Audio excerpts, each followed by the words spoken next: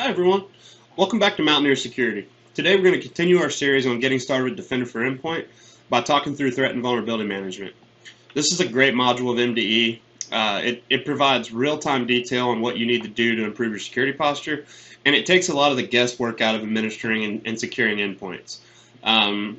With this tool, you really should never have to guess. Well, what can I do today to improve my security posture? It's going to give us plenty of detail. So with that being said, let's go ahead and get started. All right, so just like the rest of our series, we're going to get started here in the security.microsoft.com portal, the Defender portal. And then to get to the TVM information, we're going to go down under Endpoints, Vulnerability Management, and we'll look at our dashboard first. So the dashboard here is going to give us kind of a high-level overview as to what our exposure looks like within the org. You can see here the exposure score. Now the exposure score is comprised of the devices in your environment that have applications or software with vulnerabilities, or it could also be configurations as well. So it's looking at different things. Like do you have attack surface reduction rules configured on a device? That would be a configuration check there. You can see here the top security recommendations. Update Google Chrome, update Chromium Edge. So there's a bunch of different things that go into this, and within our remediations, it's going to tell us, so we can see the impact, it's going to tell us what that would do to our exposure score. So we want this as low as possible. This is my demo tenant, so I kind of let things go so I can have some stuff to show you. But that's kind of the exposure score. We have the security recommendations. These are going to be prioritized, so you can see which ones we should do first. Device score, so it takes the scoring into the overall Microsoft Secure score. The exposure distribution, so low, medium, and high, how it's kind of spread out across the org. Different remediation activities that have been launched. Expiring certificates, top exposed devices. So we get a high-level overview of our TVM information here. Now, to get the full scope as far as the security recommendations, we can go down here to recommendations. Now, you can see this at two levels. So what we're looking at right now is the tenant level. So this is for the entire tenant. It's going to give us the exposed devices. We can see how many devices are exposed to that particular recommendation in our org. You can also look at this at a device level. So if I went here to my device inventory,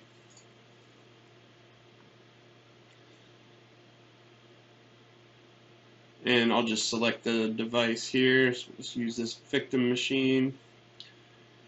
And now that I'm on the device page, I can actually see the security recommendations just for this particular device.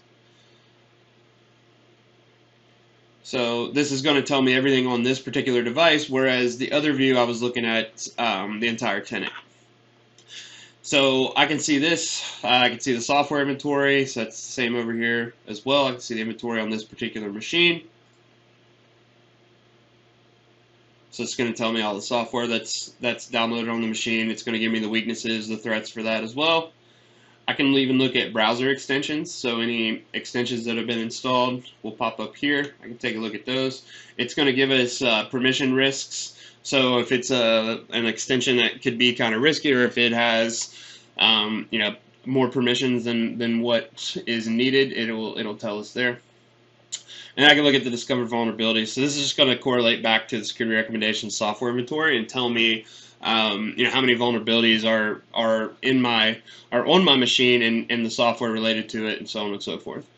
And then you can even look at the missing KB. So I can look at the missing patches for this device and see where I need. So you can see here, I haven't updated in a while, but you can even look at what KBs it's missing as well. So this is on the per device basis, right? So this is just one single device.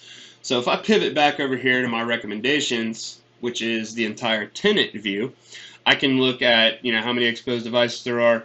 It gives me the platform, how many weaknesses, how many CVEs are related to that particular security recommendation, and then we get over to the threats. So this is going to tell me if there are any active alerts associated with this recommendation. So it's going to give you a good idea, like, hey, this is, this is important. This we have an alert related to this. This could be, actively being exploited right now. So, let's handle that.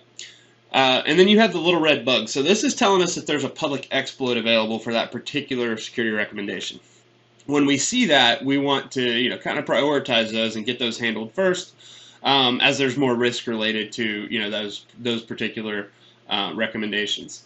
And then we have the exposed devices. It tells us how many devices are exposed to this. So I can drill into this, and it's going to tell me the exposed devices. So I have like kind of my general information here, how many times it's being used. I have my exposed devices.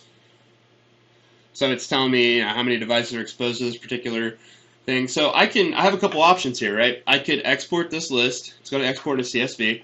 And then I can pass that off to my sysadmin and say, hey, I need Google Chrome updated on this list of devices. Or if you're using Intune, you can request remediation.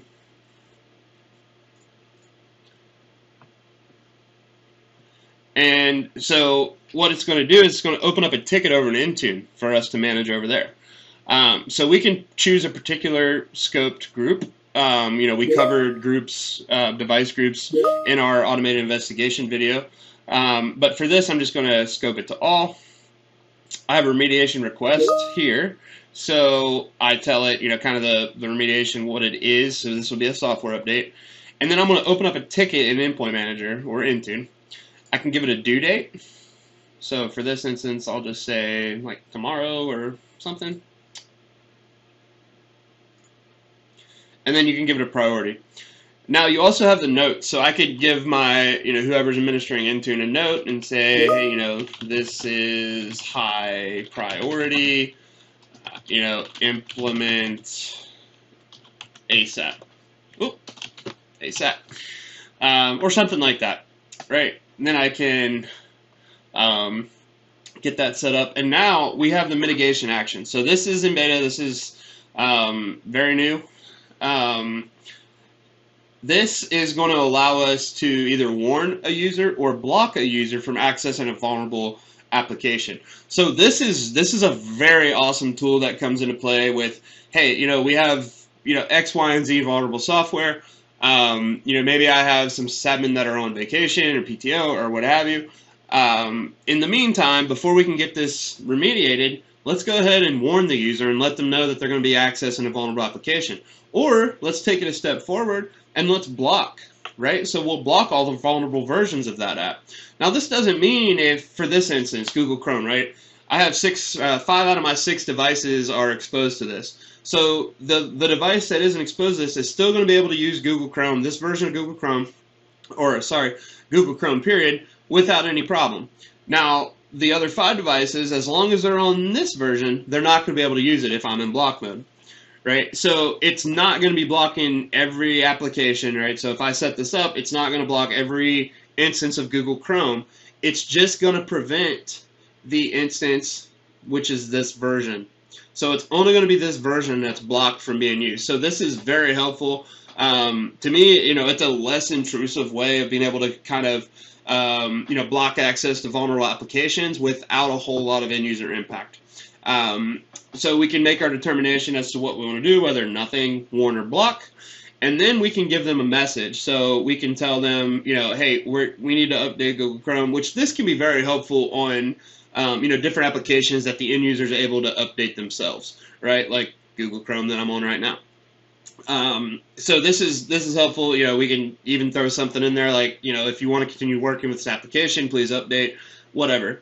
And then you can give like a help desk link as well. So after I set that up, I'm going to submit it, right? And then I go to Endpoint Security.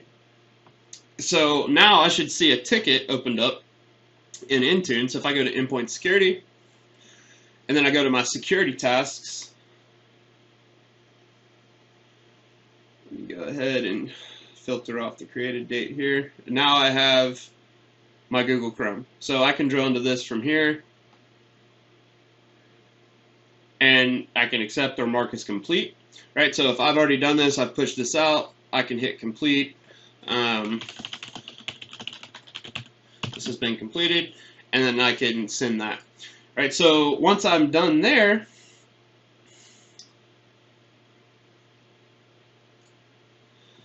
now I should see a remediation item in my remediation tab. So this is how you can kind of keep up with this. So there's my Google Chrome. It's active. It's approved. And then now once I start pushing those updates out, we'll start seeing it keep up.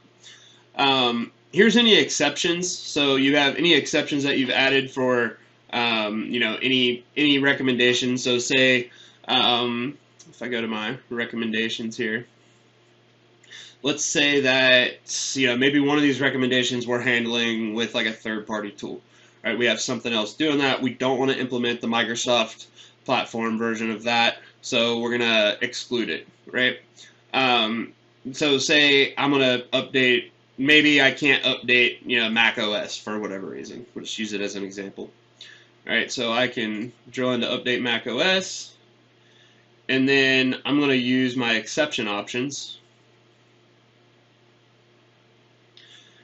So we can scope this as well. We can do a global exception and exclude all Macs, or we can do this on a device group. For this, I'll do a global. I'm going to say for my justification, I have a third-party control. You have other options as well.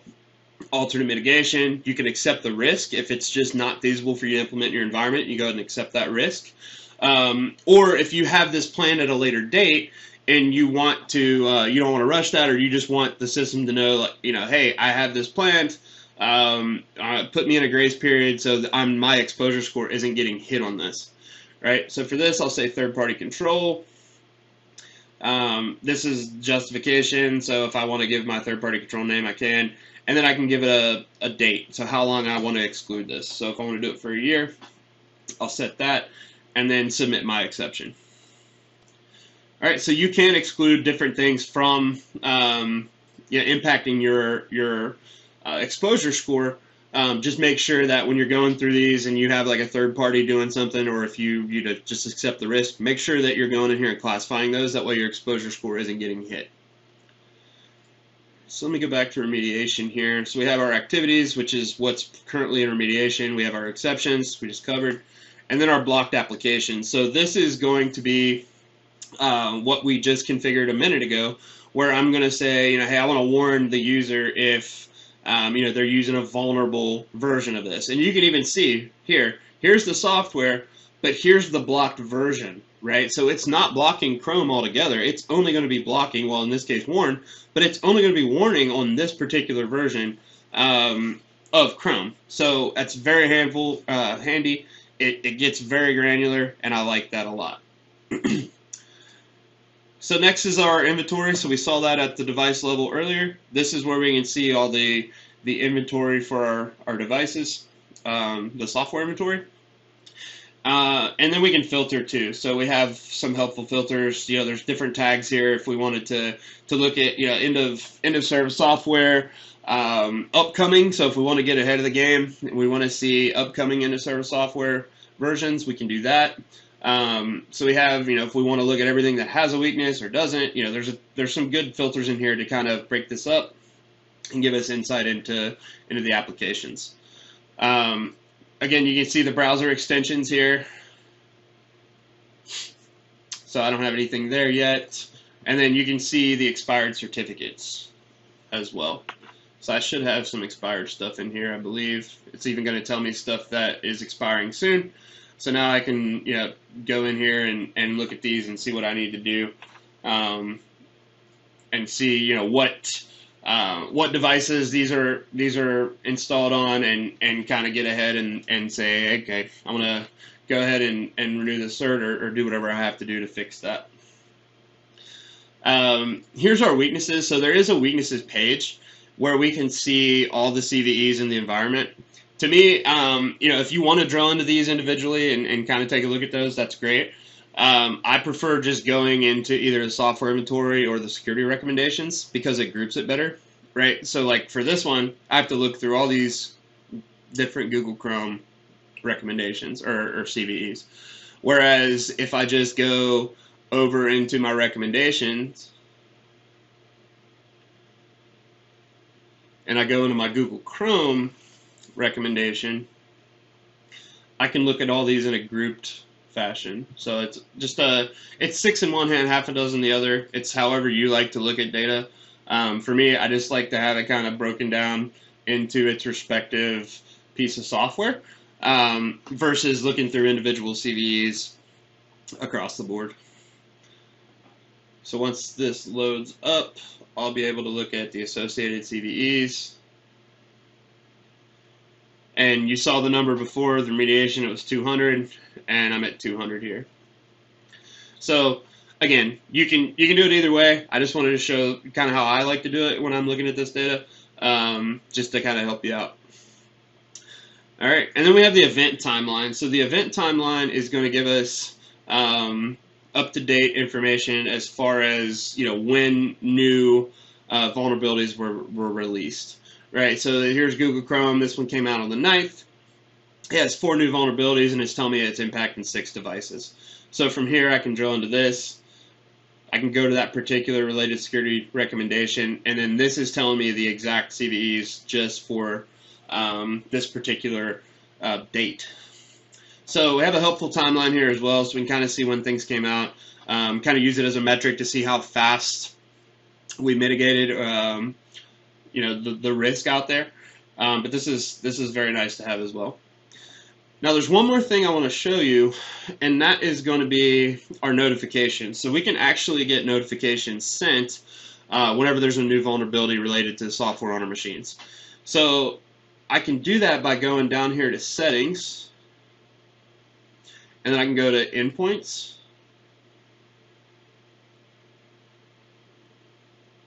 And then I'm going to go to my advanced features. Oh, I'm sorry. No, I'm not. I'm going to go to my email notifications. And I'm going to go to vulnerabilities. So we have our alerts notification that we can get sent out when a new alert hits. We can also do vulnerabilities. So if I drill into this one and hit edit, so we give it a name, tell it we want to activate it. You can give it a description if you want. And then I'm going to go to my notification settings. So again, you can scope this out per device group. I'm going to do it for all. I want to know whenever there's a new vulnerability for all my devices. And then we can set the threshold. Now, I will say, if you go kind of below the CVSS score of 7, it's going to get pretty noisy as far as the email notifications are concerned. So if you want to start off, if you want to do all, just to kind of get a feel for it, see what it's like, you can. I would recommend maybe starting with high and moving from there. If high gets to be too much, move to critical. But I would start with high, get those in there, and then I want to know when an exploit was verified, if there's a new public exploit, if an exploit's been added to an exploit kit. I want to know everything. I want the org name. I want all this data whenever it sends me a notification. Next, we just decide who's going to get this notification, and then we update or create. And then that's going to give you an email notification whenever new vulnerabilities are out for the software on your machine. So this could be very helpful. If you're a small shop, or if you don't have the time to be in the threat and vulnerability management dashboard throughout the day, if you have other tasks and things to do, this can be very helpful to give you insight and keep you up to date as far as new vulnerabilities that are related to your machines and your software. All right. So this is going to wrap up threat and vulnerability management information. Go ahead and drop a comment on any future videos you'd like to see. If there's a how-to that you'd like me to do to help out on a project you're working on currently, or anything like that, drop a comment. Let me know what you want to see around Defender for Endpoint, and also like, subscribe, comment, help the channel out a little bit. I'd like to get this out to as many people as I can. Just to the idea of this channel is to help anybody implement Microsoft security products. So the more we can get this out to viewers, the more help it may be able to provide. So go ahead, like, comment, share, subscribe, do whatever. All right, so I'll leave you at this, and I'll see you on our next video of getting started with Defender for Endpoint. Thanks.